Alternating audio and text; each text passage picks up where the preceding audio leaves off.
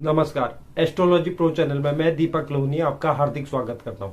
पुनः से नवरात्रि के उपलक्ष्य में आपके लिए महत्वपूर्ण जानकारी देने आया हूं, जिसमें आज चर्चा करेंगे कि नवरात्रि का घट स्थापना या कलश स्थापना किस दिन है और इसका जो शुभ मुहूर्त है वह क्या है। घट स्थापना का जो नियम है वह क्या है। घट स्थापना के लिए जो आवश्यक सामग्री होती है वह क्या क्या होती है और घट स्थापना की विधि क्या होती है। इसके अलावा इस दिन कौन से दुर्गा के रूप की पूजा की जाती है, इस समस्त की जानकारी इस वीडियो में मैं आपको दूंगा। आप पूरे वीडियो में मेरे साथ बने रहें। नवरात्रि के संबंध में एक एक विषय के बारे में आपको जानकारी मिलेगी। तो वीडियो शुरू करने से पहले अगर कोई दर्शक चैनल पर नए हैं, चैनल को लाइक कीजिए, शेयर कीजिए, सब्सक्राइब कीजिए और बेल आइकन जरूर दबाइए, जिससे आगे आने वाली वीडियो का नोटिफिकेशन आपको प्राप्त हो। नवरात्रि की शुरुआत कलश स्थापना या घट स्थापना के साथ होती है। कलश स्थापना प्रतिपदा यानी नवरात्रि के पहले दिन देवी शक्ति की पूजा के साथ की जाती है। यदि यह शुभ मुहूर्त में संपन्न न हो तो माता की कृपा प्राप्त नहीं होती है, इसलिए हमें घट स्थापना या कलश स्थापना को शुभ मुहूर्त में ही करना चाहिए। अब मैं आपको बताता हूँ कि जो घट स्थापना का जो नियम है वह क्या है, क्योंकि घट स्थापना मुहूर्त जानने से पहले हमें यह पता होना चाहिए कि जो पहले दिन का जो शुभ मुहूर्त निकालने का नियम है वह क्या है। अगर सूर्योदय के बाद एक भी मुहूर्त प्रतिपदा में पड़ रहा है तो उसी दिन की सुबह से नवरात्रि शुरू होगी। उसी दिन कलश स्थापना या घट स्थापना की जाएगी। यदि सूर्योदय के बाद प्रतिपदा एक शुभ मुहूर्त से कम हो और बाकी पूरे दिन में शुभ मुहूर्त न हो, ऐसी स्थिति में अमायुक्त प्रतिपदा को पहला दिन माना जाएगा। यदि प्रतिपदा 2 दिन के सूर्योदय में पड़ रही है तो पहले दिन की प्रतिपदा मान्य होगी। दूसरे दिन में हम त्योहार की शुरुआत नहीं कर सकते। घट स्थापना करने का सबसे उत्तम समय दिन का पहला 1/3 हिस्सा है। अगर किसी कारणवश आप दिन के पहले तिहाई हिस्से में यह स्थापना न कर पाए तो जो दिन का अभिजीत मुहूर्त होता है उसमें आप घट स्थापना या कलश स्थापना कर सकते हैं। कि चित्रा नक्षत्र और वैधृत योग की अवधि में घट स्थापना करने से बचना चाहिए। यह समय पूरी तरह से वर्जित होता है।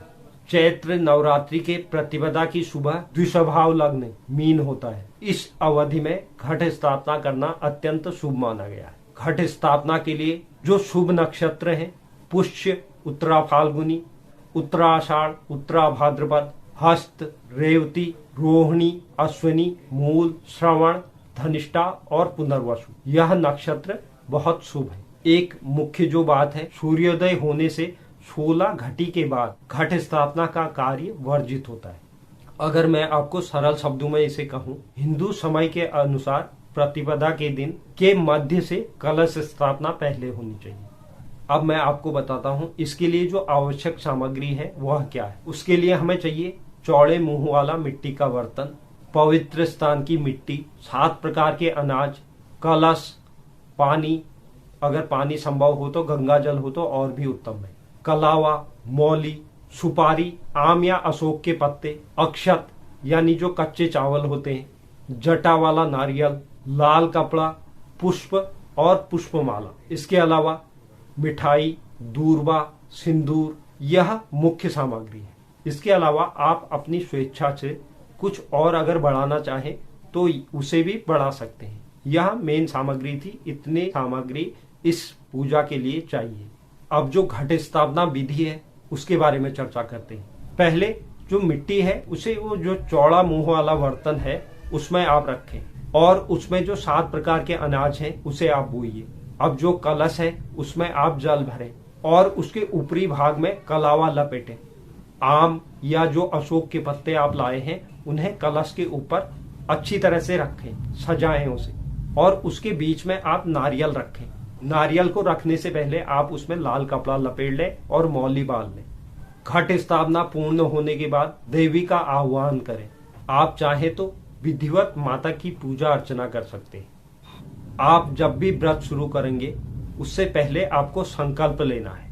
इस व्रत को शुरू करने से पहले जब आप संकल्प लेंगे उसमें हाथ में अक्षत, पानी और फूल लेकर आप संकल्प लीजिए। अपना नाम, गोत्र का नाम, पक्ष, तिथि, वार, नक्षत्र और आप किस निमित्त से इसे कर रहे हैं पूरे रूप से इसे संकल्प को लीजिए, उसके बाद आप व्रत की शुरुआत कीजिए। क्योंकि कोई भी व्रत, पूजा, कार्य तब तक सफल नहीं होता जब तक आप उसका संकल्प नहीं लेते। अब मैं आपको बताता हूं कि प्रथम दिन, नवरात्रि के प्रथम दिन किस दुर्गा के रूप की पूजा की जाती है। मां शैलपुत्री दुर्गा के 9 रूपों में से पहला रूप है, जिसकी भक्तगण नवरात्रि पर्वों में पूजा अर्चना करते हैं। नवरात्रि के 9 दिन दुर्गा माँ के 9 रूपों को समर्पित होते हैं। इस पावन पर्व के प्रथम दिन माँ शैलपुत्री की पूजा की जाती है। अब मैं आपको बताता हूँ जो माता शैलपुत्री का रूप है वह किस तरह है। माता शैलपुत्री के माथे पर अर्धचंद्र बना हुआ है, उनके दाएं हाथ में त्रिशूल और बाएं हाथ में कमल का फूल है, और उनकी जो सवारी है वह बैल की सवारी है। शैलपुत्री का जो संस्कृत में अर्थ होता है वह पर्वत की बेटी है। शैल मतलब पर्वत और पुत्री मतलब बेटी। पौराणिक कथा के अनुसार एक बार राजा दक्ष ने एक महायज्ञ का आयोजन किया।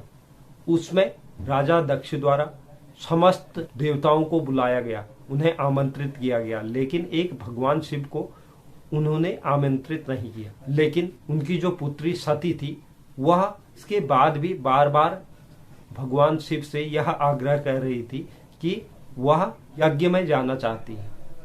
लेकिन भगवान शिव ने माता सती से बोला कि आपके पिताजी ने सबको निमंत्रण दिया है लेकिन हमें नहीं दिया, तो हमारा जाना वहां उचित नहीं है। लेकिन अनेक बार प्रयास करने के बाद भगवान शिव ने उन्हें यज्ञ में जाने की स्वीकृति दे दी।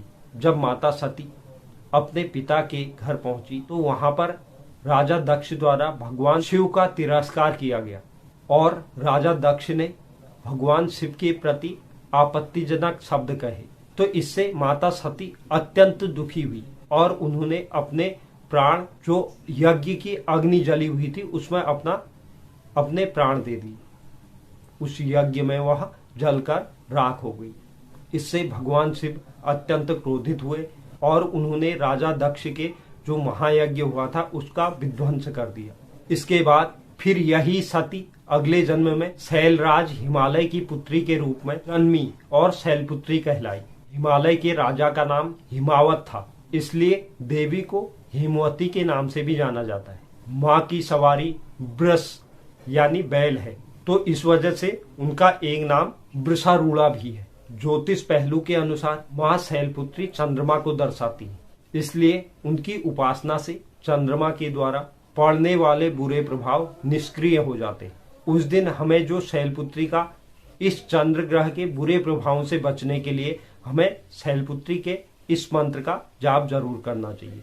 ओम देवी शैलपुत्रये नमः, इसका जाप हमें इस दिन जरूर करना चाहिए। या वंदे वांछित लाभाय चंद्रार्धकृत शेखराम वृषारूढ़ाम शूलधराम शैलपुत्रीम यशस्विनीम, या इस मंत्र का जाप करें। या माता शैलपुत्री की स्तुति, या देवी सर्वभूतेषु माँ शैलपुत्री रूपेण संस्थिता नमस्तस्ये नमस्तस्ये नमस्तस्ये नमो नमः।